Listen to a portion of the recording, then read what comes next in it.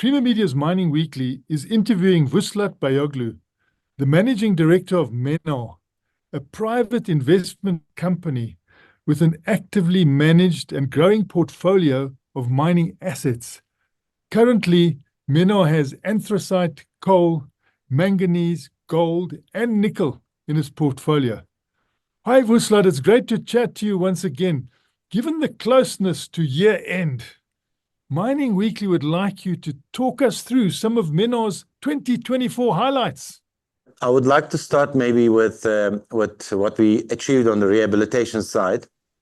We are almost finished with our Singani colliery rehabilitation. We are at the stage of dealing with the vegetation. Hopefully, Q1 next year we will be done. So that's a very good highlight for us. And then we finished our resource at Palandva colliery in Dalmas, and we started rehabilitating immediately. And we have got 2 pits there. One pit is almost finished. Again, Q1 next year we'll be done with that pit, and then we're going to start the new pit, which is we call it Madala pit. That will be hopefully finished by the end of next year. So these are for us 2 important highlights, because these are environmental liabilities, and we think that a responsible miner would deal with the rehabilitation once the company is done with the resource, once the resources are depleted. When I come to the operations, Guguletu is the mine that we developed in Hendrina, Mpumalanga. The steady state rate is 200,000 ton a month, and we will reach that amount this month, hopefully. And the plant is going to be reaching the 200,000 ton a month in the Q1 next year. But the things are going well. We started exporting our first coal from Richards Bay Coal Terminal. We take the product, whatever we wash, to Ridcale siding. From there, we rail it to RBCT. On the Kangra side, which we started, Utingo and Udumo, we bought it from the previous owners, and they were actually not interested in developing Kusipongo. So with these two adits that we developed, which have got 3 sections in total, we are producing about 130,000 ton a month. It's going very well. Again, at Kangra, we wash everything, and then we take it to Pumble siding, and we rail it to RBCT again. And with Utingo and Udumo, we have access to a 50 million ton reserve area, which is extensive life for Kangra. Once we license T4 project, we will have access to a larger reserve base that will again extend the life of mine at Kangra, which is an important mine for the area in Piet Retief, for the community in the area. We have Driefontein, Donkerhoek, and Pixley-Kama communities in the area, which are very critical for us, and mine is critical for them. So it's a win-win relationship.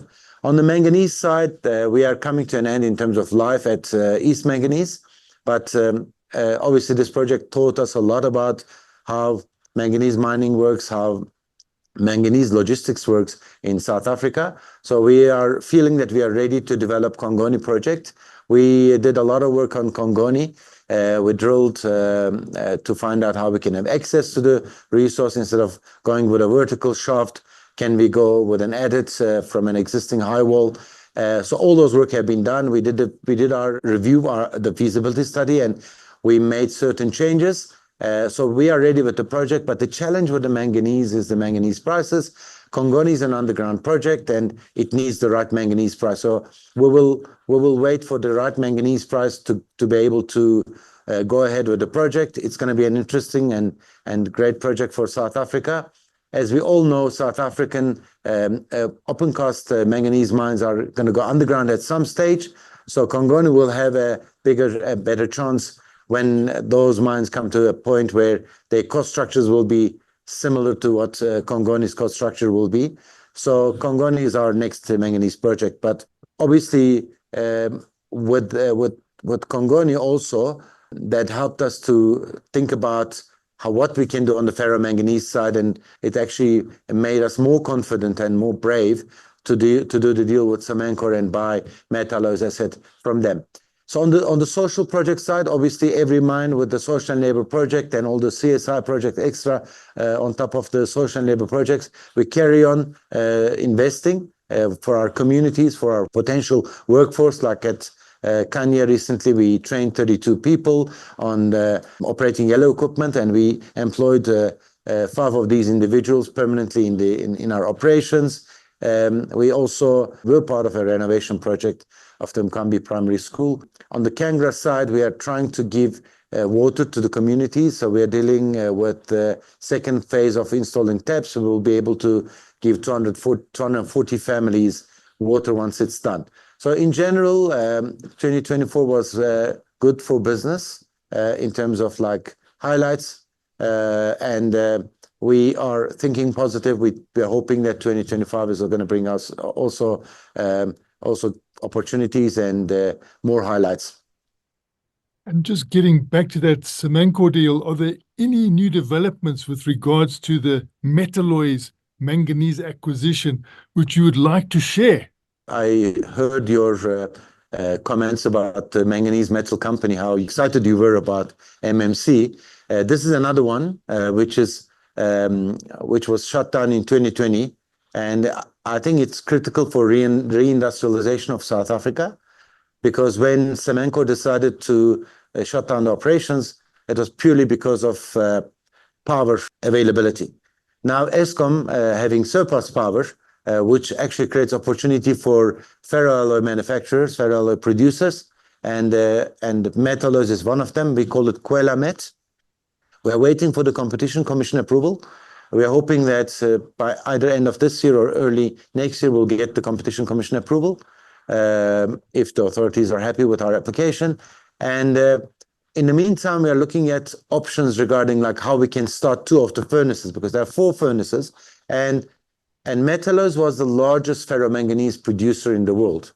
Like it was producing 1 million ton per annum ferromanganese. And China's whole ferromanganese production is 1.8 million tons. So imagine one operation produces 1 million ton. It's a direct competition with Chinese production. And we would like to bring at least two furnaces back, which is 50% of the capacity. That would mean like 500,000 ton of ferromanganese a year.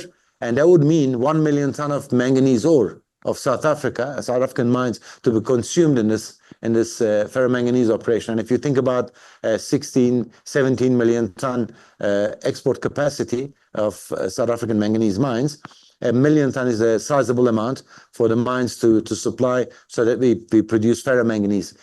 One thing we need to obviously know, like Cato Ridge Assmang's operation in KZN, they decided to close it. So there will be no ferromanganese production capacity in South Africa. So if we can restart Metalloys, that will be great for the country. That will be great for beneficiation policy of the country, and that will be great for the employment and opportunities in Vereniging, Meyerton area. And also, we must remember, Mittal is using ferromanganese to make steel in Newcastle, in Vereniging, and they started importing ferromanganese from overseas. They're buying from India.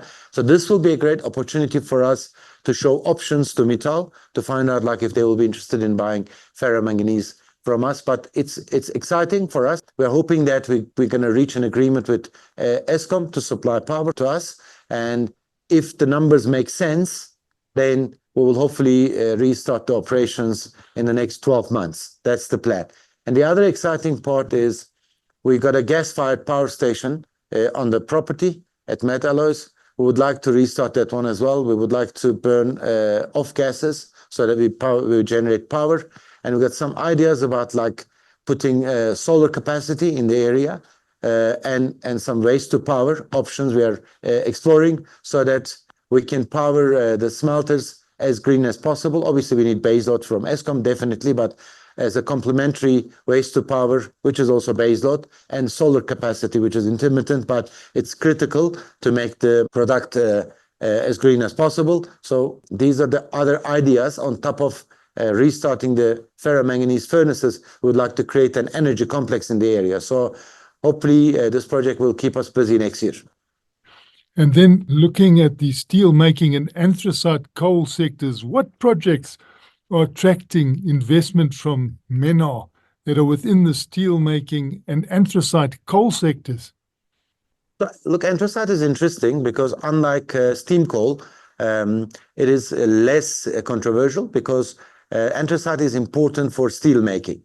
So obviously there are considerations about using hydrogen to make the steel green, but that makes the cost of steel 4 times more expensive than existing costs. So until such time humanity finds a solution regarding making it cost effective to use hydrogen in terms of making the steel, I think coke and anthracite will play an important role in reducing the oxygen in either iron ore or in chrome or manganese. So carbon content of anthracite that we produce in South Africa in different mines vary between 80 and 86%.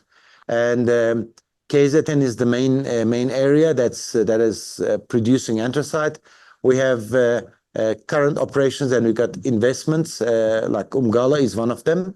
And we are planning to produce like 100,000 tons of run-of-mine there, waiting for the water use license application to be granted.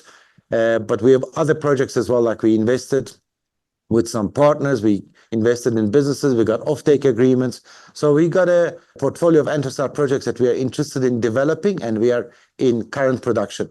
But to inform you a little bit about the markets, after Russia-Ukraine war started, obviously there are certain companies, especially in Europe and United States, and they can't actually buy, and also in East Asia, they can't buy Russian product because of the sanctions. So our product became important, and we are competing with Peruvian anthracite, which I personally believe that they're underselling the products because our cost in South Africa is quite high because we are mining underground, and obviously it's not easy to keep the mines safe because you're dealing with the geological issues, you're dealing with gas, and obviously everything should be safe for the workers. And because of also strong rand and cost of labor, cost of consumables, everything makes our production costs very expensive, and we are not really able to compete with Peruvian product. But because Peruvian product is very brittle, South African product has got a quite competitive edge because it's a hard anthracite. So we are able to serve markets like Italy, Germany, Spain, USA, Brazil, Vietnam, India, and potentially South Korea. Thailand and Taiwan are buying also our product from South Africa. So it's an interesting market, valuable product, difficult to mine, but at the end of the day, it employs a lot of people. It creates a lot of procurement opportunities for the communities and for the business people in the area. It's an exciting business for us, and we are trying to be there with a sizable investment. Just getting back to your reference to steam coal, how do you see the outlook for steam coal in 2025? So, unlike International Energy Agency's forecast, steam coal production is going up in the world, and China is the leading country, 4 billion tons a year. 50% of the coal production is made in China, and they heavily invested in coal-fired capacity. So they carry on building coal-fired capacity, but then in the meantime, they're also the largest solar panel manufacturer in the world. So they also heavily invested in building solar capacity in China. So I think China is a very interesting example of like making fossil fuels with the latest emission technologies used and then supported by solar capacity and wind capacity as a complementary capacity. And I think South Africa has a lot to learn from that example. India is following the same. India is growing in terms of like capacity building, both solar capacity and coal-fired capacity. And India is a very interesting example because if you look at housing market in China, it's quite challenging because some contractors failed to deliver the buildings to the people. Hence, people are a bit concerned about like getting into new investment. When Chinese home buyers don't buy, then that affects the whole world because it affects minerals industries. Like we're not then able to sell coal, we're not able to sell anthracite, we're not able to sell chrome, manganese, so everything goes down. And if you look at what happens in manganese price and chrome price recently fell down sharply because of the housing market in China. Whereas in India, it's a different ball game. India is pushing the production, pushing manufacturing industries, and they're doing quite well. And that's actually kind of hope for the mining companies, because a strong Indian economy means strong mining industry in the world. So we hope that China restores the confidence, China restores their manufacturing and production challenges or issues, and then we can carry on supplying, the whole world can carry on supplying to China, because infrastructure projects and housing projects are critical for the mining industry. So both India and China are carrying on consuming a lot of steam coal. US and Europe are trying to minimize using fossil fuels, but we see that there are interesting developments in Germany, because now people start questioning. Like I was in Vienna about 2 months ago at the Eurocock conference, and we had some chats with some of our German colleagues. They mentioned about Germany closing a coal-fired power station, a 1-year-old coal-fired power station with the latest clean coal technologies. They closed it down.